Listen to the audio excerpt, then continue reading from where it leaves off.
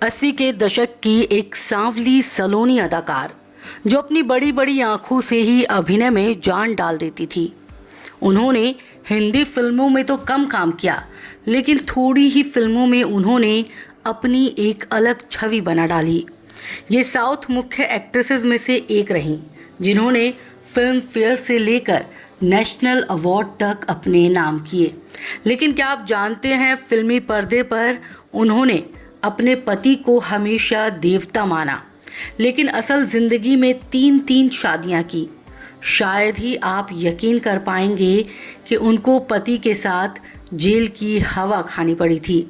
ऐसा माना जाता है कि फिल्मों में अभिनेत्रियां अपने अदाकारी के साथ सुंदरता से दर्शकों के दिलों में जगह बनाती हैं, लेकिन आज हम जिस एक्ट्रेस की बात कर रहे हैं, उन्होंने अपनी पहचान सुंदरता से नहीं बल्कि कुरूपता से बनाई।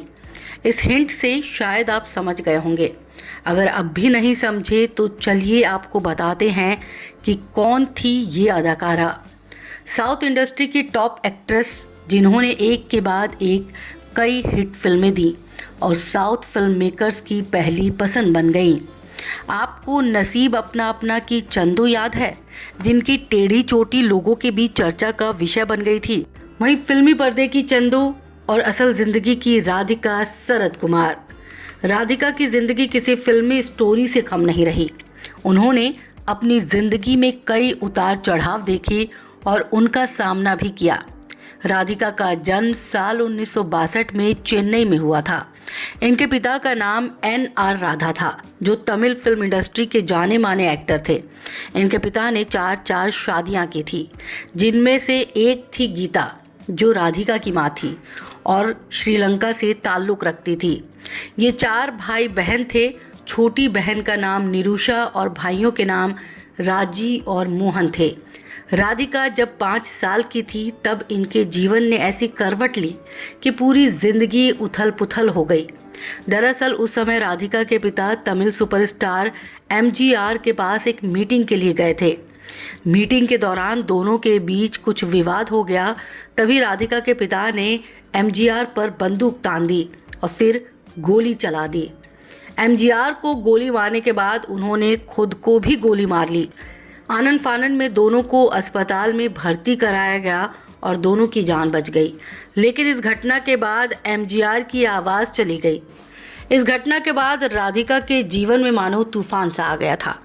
बच्चों को परेशानी ना हो, इसलिए उनकी मां ने एक बड़ा फैसला लिया और अपने 4 बच्चों के साथ भारत छोड़ वापस श्रीलंका चली गई।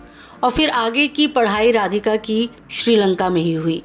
14 से 15 साल की उम्र में उनकी मां ने उन्हें हायर स्टडीज़ के लिए लंदन भेज दिया। इसी दौरान उनके पिता की मौत हो गई और एक बार फिर से उनकी मां वापस भारत आ गई। अब राधिका का विदेश से भारत आना जाना लगा रहता था। एक दिन एक बड़े फिल्म मेकर उनके घर पहुंचे और बोले, अगर राधिका फिल्मों में काम करना चाहे तो मेरे पास उनके लिए एक रोल है।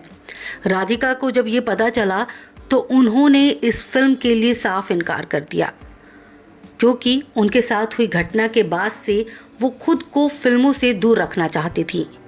लेकिन माँ के समझाने के बाद राधिका ने इस फिल्म के लिए हाँ कह दिया, लेकिन साथ में खुद से एक शर्त रखी। राधिका ने तय किया कि अगर ये फिल्म चली तभी वो आगे फिल्में करेंगी। राधिका की किस्मत चमक उठी और ये फिल्म चल निकली। राधिका की किस्मत तो उन्हें एक्ट्रेस ही बनाना चाहती थी, लिहाजा साउथ की अलग अलग फिल्मों में राधिका ने काम किया और बन गई एक बड़ी सुपरस्टार। साउथ में स्टारडम का स्वाद चखने के बाद राधिका ने बॉलीवुड का रुख किया। राधिका ने अपने पराये और असली नकली में काम किया, लेकिन उन्हें खास पहचान मिली साल 1986 में आई फिल्म नसीब अपना अपना से। फिल्म में उनके लुक ने दर्शकों का ध्यान अपनी ओर खींचा। इस फिल्म के बाद आज का अर्जुन, मेरा पति सिर्फ मेरा है, हिम्मत वाला, लाल बादशाह जैसी फिल्मों में राधिका नजर आई। इस फिल्म के बाद राधिका बॉलीवुड में तो नजर नहीं आई, लेकिन साउथ में वो बहुत ज़्यादा एक्टिव रहीं। राधिका शरद कुमार की पर्सनल लाइफ काफ़ी उतार चढ़ाव भरी रही। राधिका ने 3 शादियां की।